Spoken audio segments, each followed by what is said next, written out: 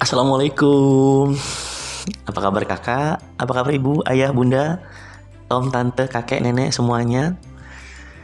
Kali ini Dongeng Bocah menghadirkan segmen spesial, yaitu menghadirkan tips mendongeng. Semua bisa mendongeng. Mendongeng itu, kalau kita ingat-ingat kata mendongeng, mungkin waktu kita kecil kali ya.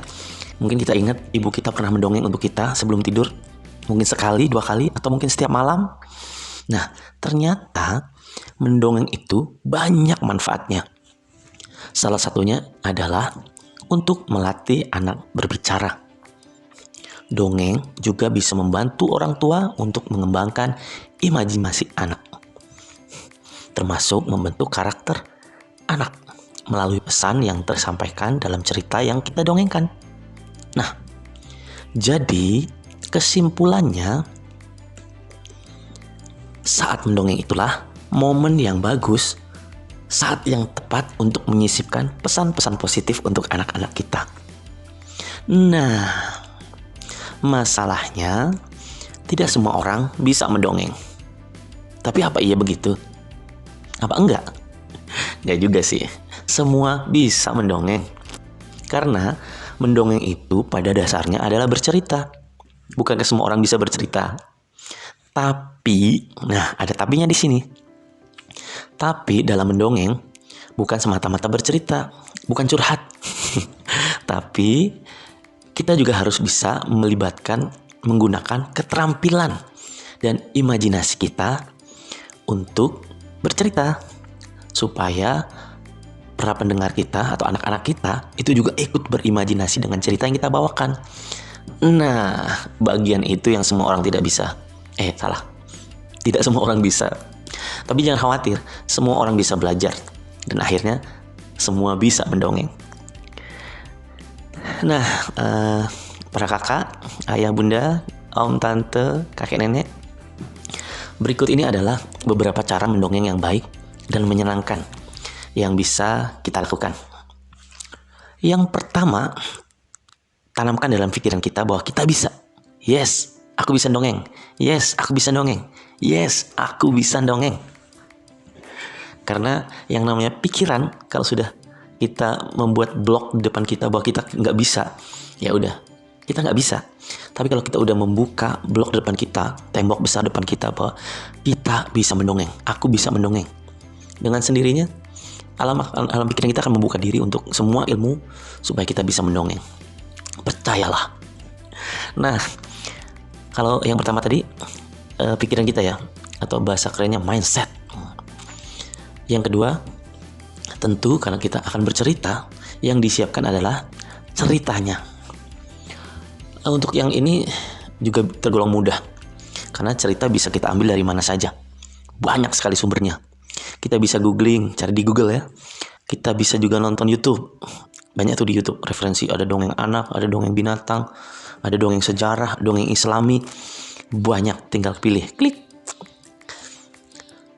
Terus kita nonton berulang-ulang supaya kita dengan sendirinya kita tahu ceritanya begini, kita sampaikan. Itu salah satu caranya.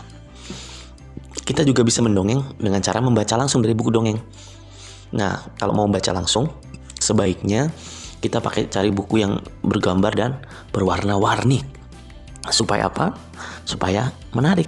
Anak-anak itu biasanya senang dengan warna-warni, dengan gambar yang besar-besar. Nah, terus kalau anak-anak sudah tertarik nih ya, antusias. Nah, kita tinggal merangsang mereka biar lebih antusias lagi. Caranya gimana? Kalau kita pakai buku, kita sodorkan. Mau dongeng yang mana nih? Ada si kancil, si buaya, atau si harimau? Nah, kalau mereka sudah milih, itu pasti lebih antusias mendengarnya daripada kita membiarkan mereka mendengarkan apa yang mau kita sampaikan tanpa mereka tahu sebetulnya ini mau ngomong apa sih. Nah, kita hari ini mau ngomong kancil. Nah, atau mereka yang milih kancil. Ya udah, kita sampaikan tentang kancil. Misalkan seperti itu. Yang ketiga, pertama tadi apa? Mindset. Kedua, ceritanya. Nah, yang ketiga, ini balik ke diri kita, yaitu ekspresi wajah kita dan juga gestur. Apa sih ekspresi wajah dan gestur itu? Ya kalau ekspresi wajah berarti kan muka kita ya. Kalau gestur itu badan kita, bisa berupa gerakan tangan. Nah, ekspresi wajah ini penting saudara-saudara. Yaitu caranya dengan memainkan mimik atau raut wajah kita. Misalnya ketika kita cerita sedih, ya udah wajah kita harus mengkerut, ikut sedih. Dengan sendirinya nanti suara kita juga akan sedikit kayak terseret-seret ikut ke dalam kesedihan. Nah, itu akan semakin membawa para pendengar kita ikut sedih. Demikian juga kalau kita senang, muka kita harus dicetak riang. Kenapa harus begitu? Nah, karena biasanya anak-anak itu akan mudah mengikuti isi cerita dengan melihat muka kita. Dan pasti anak-anak lebih antusias kalau kita nggak menonton, kan mukanya lempeng banget. Nah, kalau tadi ekspresi, nah sekarang gestur. Gerakan tangan misalkan ya, itu juga harus diwujudkan, diciptakan dalam mengiringi cerita. Misal ini kita bilang pembukaannya. Di sebuah taman bunga yang indah, yang luas. Nah, maka kita memperlihatkan muka yang seindah mungkin. Karena kita ceritanya di taman bunga kan, berarti kita harus raut mukanya juga bahagia, cerah, ceria, dan dibilang luas. Bisa kita ikuti dengan gerakan tangan kita, gestur kita mainkan. Di sebuah taman yang indah dan luas, tangan kita terbuka lebar. Jadi mereka ikut membayangkan, wow, luas sekali. Kira-kira seperti itu. Tapi itu kalau kita mendongeng langsung di depan anak-anak. Beda kebutuhannya kalau misalkan kita mendongeng di depan kamera, kita rekaman untuk ditayangkan di televisi atau di YouTube misalkan. Itu sedikit berbeda. Kalau di depan kamera kita tidak boleh lebay. Nggak boleh lebay. Tapi itu kita akan bahas di segmen lain, di ulasan yang selanjutnya. Nah, sekarang kita lanjutkan saja tips yang keempat. Ya, yang keempat itu kita harus interaktif dan juga menjaga kontak mata. Interaktif di sini bisa macam-macam bentuknya ya.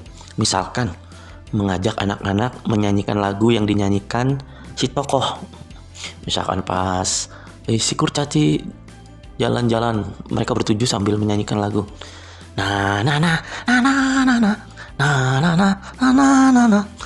Itu ajak anak-anak atau audiens untuk nyanyi bareng. Ayo sama-sama. Kalau perlu nih ya, ikuti gerakannya. Ayo ikuti gerakan kakak. Itu kalau di panggung. Kalau di tempat tidur, mau tidur jangan. Ntar ambruk. Ya, itu interaktif. Selain interaktif dalam bentuk mengajak, menari, menyanyi, kita juga bisa dengan umpan balik, bertanya. Misalkan kita lagi sedih, kita memerankan jadi kelinci.